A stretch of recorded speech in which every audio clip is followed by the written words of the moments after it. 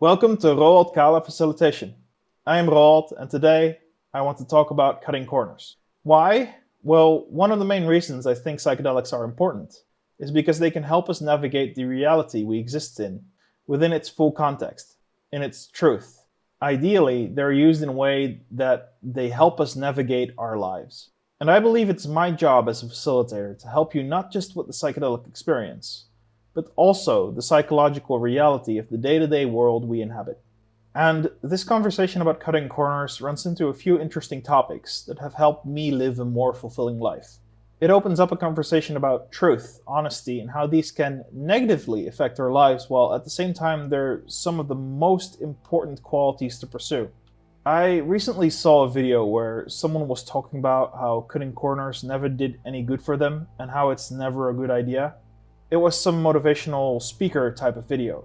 And when I thought about it, it dawned on me how incredibly harmful that advice can be without the right context. I'm all for the do things well kind of attitude, but it really depends on what is well and what truly constitutes a corner. You see, when I hand you a piece of paper and ask you to make a circle, what would you do? Grab the scissors and cut the corners off, right? Now, what if this came with a set of instructions from someone in a suit telling you that you cannot cut the corners off but have to fold the paper with your pinky toes? What if there was no good reason for this ridiculous demand and no real repercussions and no one really checking if you did it the right way? If I had followed all the rules laid out for me by so-called authority figures, I would be so much worse off. If you follow this advice without determining for yourself what a true corner is, you're hurting yourself.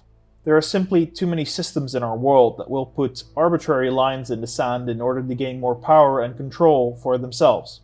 If you care about yourself, you must ignore these while maintaining the pretense of normality with the degree of discretion depending on how cruelly enforced the arbitrary nonsense is. I care about efficiency, my time, and my sovereignty. Finding the most efficient and best way of doing something can sometimes be perceived as cutting a corner. But this really just depends on your perspective. Sometimes just doing something much faster in an unorthodox way is perceived as cutting a corner. And while sometimes correct, it's often just an assumption stemming from a limited belief that something can't be done that fast correctly.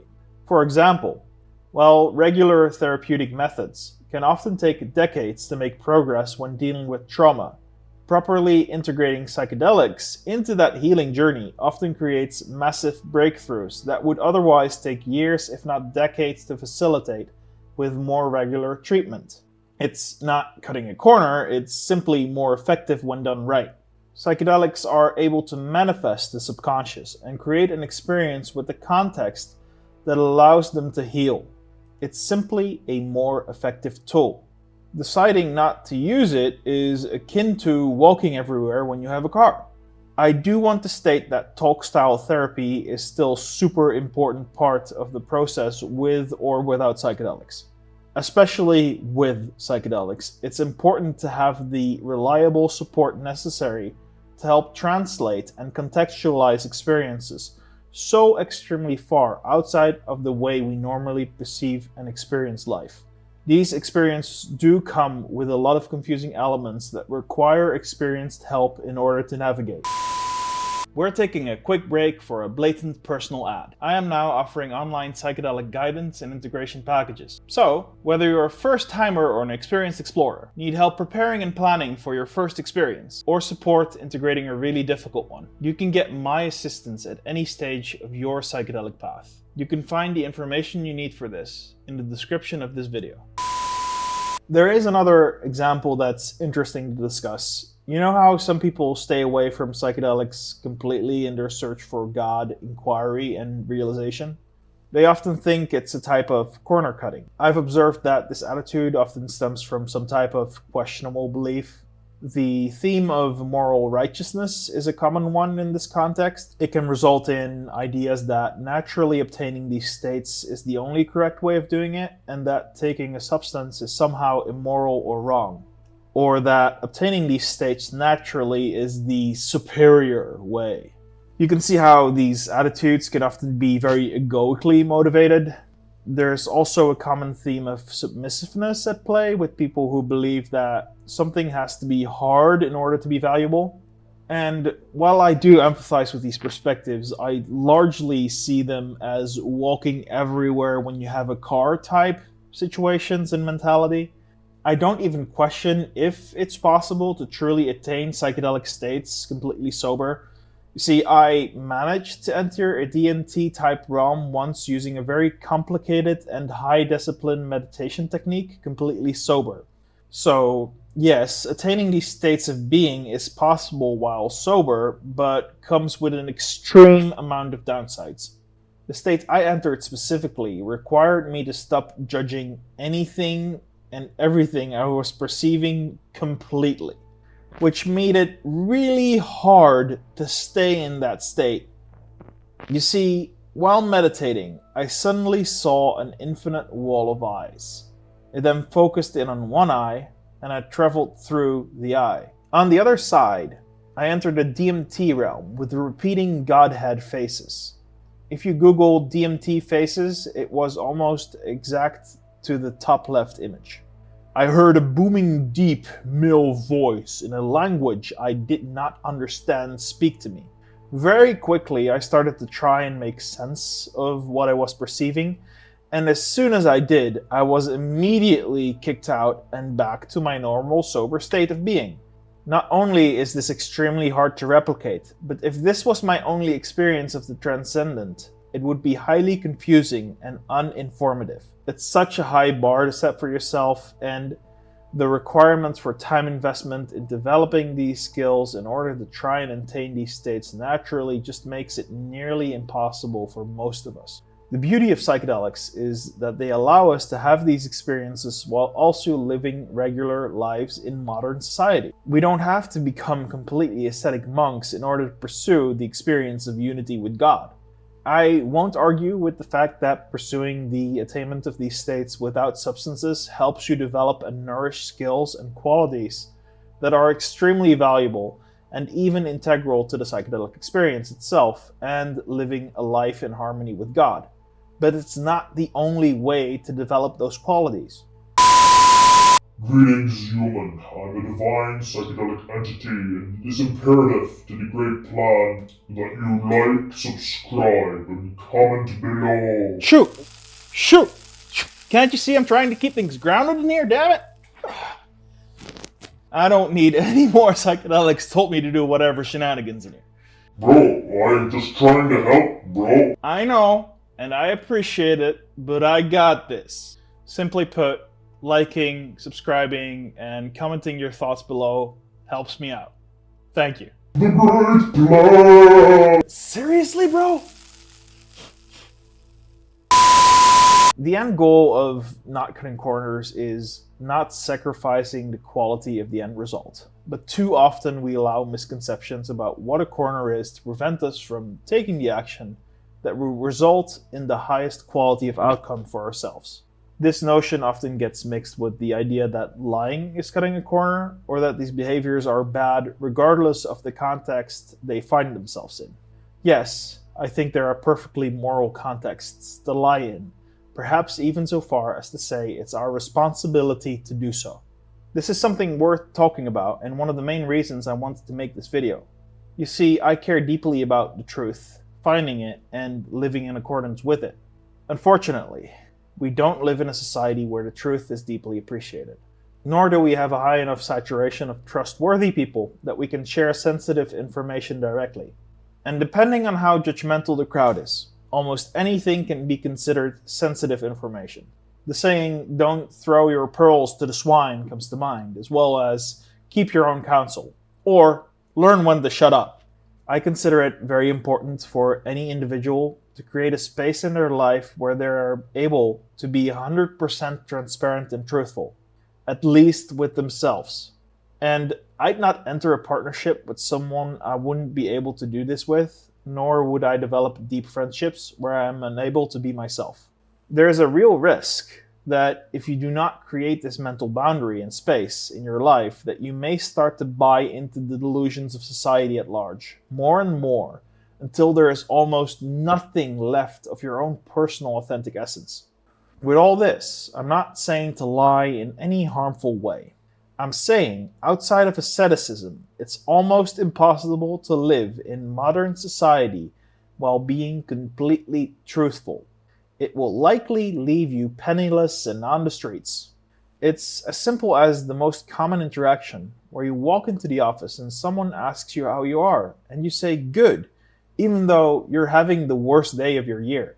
The truth is, you don't want to talk about it, but even just saying I don't want to talk about it can be perceived negatively and can have repercussions depending on the receiver. And that's just the smallest everyday example.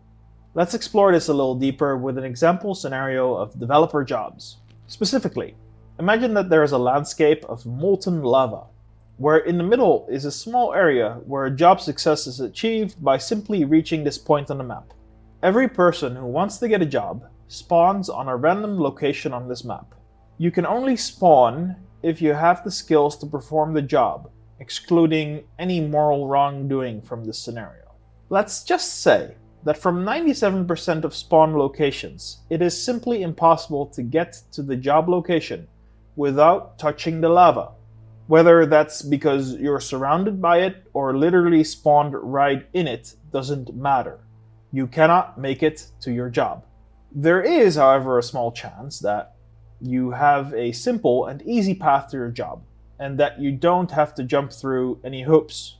In real life, this would look like being born into a wealthy first world family with stable, loving parents, and a straight path through school, college, university, and internship to job, assuming you even know that this is what you want to do.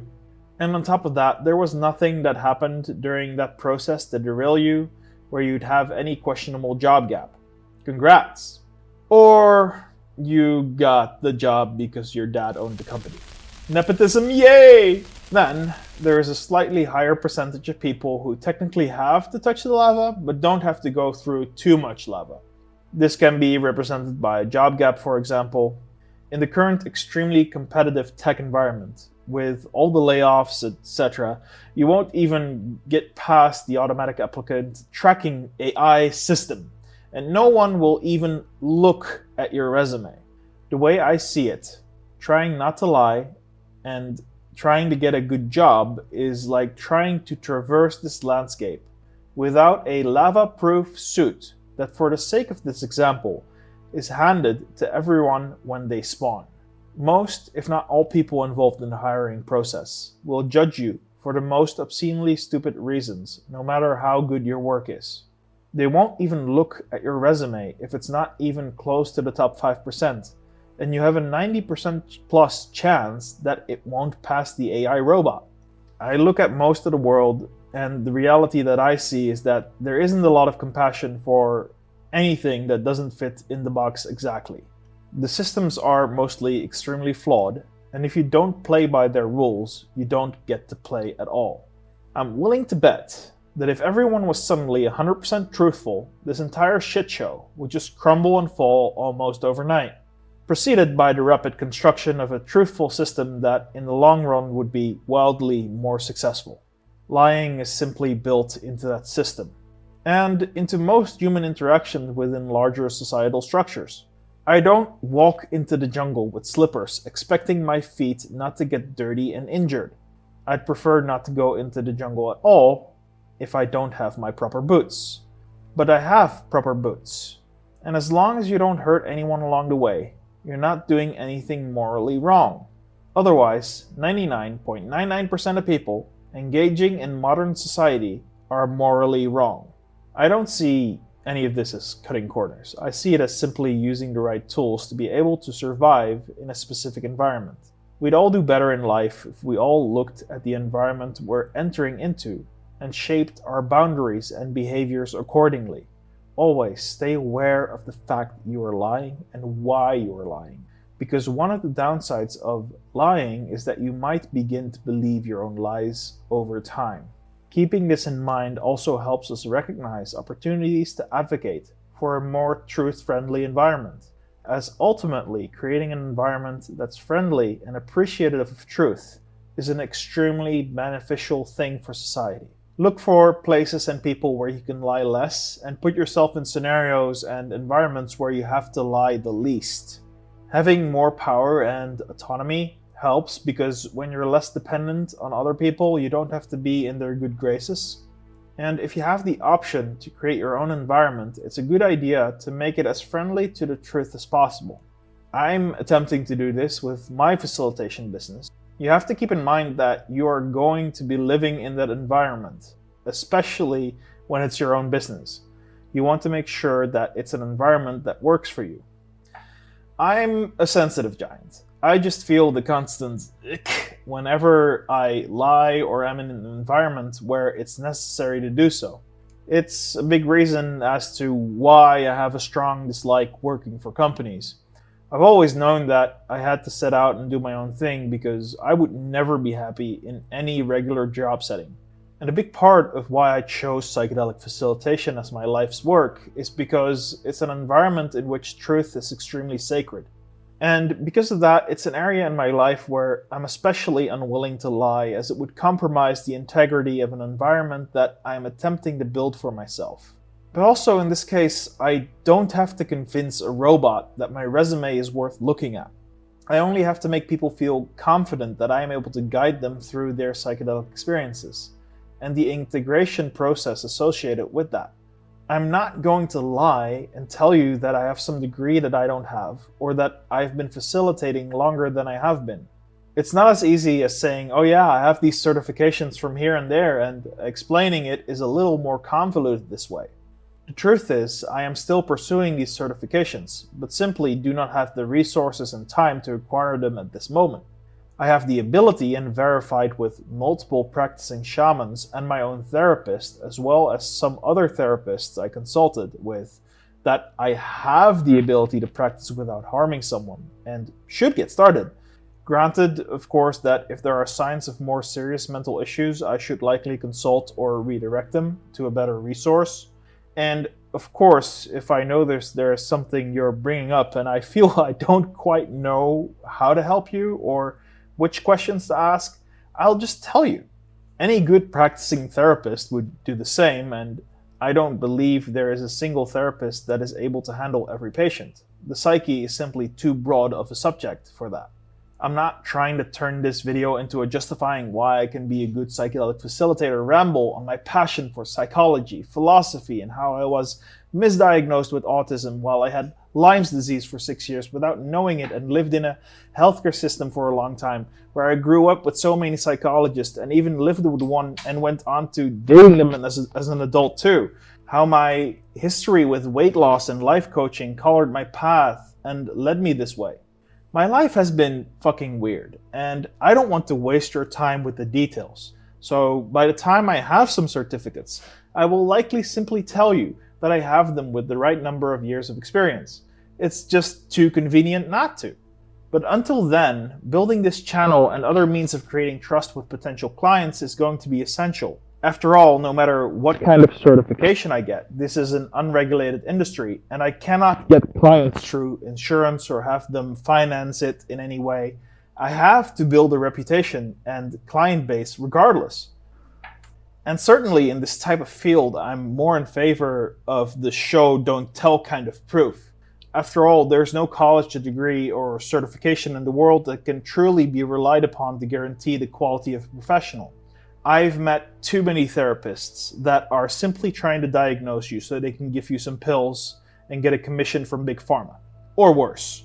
Hopefully, by making content that can help you navigate the complexities of normal life and psychedelics, I can show you that I am able to help you. I thought this video could be helpful because it touches a friction point I often feel whenever I come out of an experience heavily saturated by truth.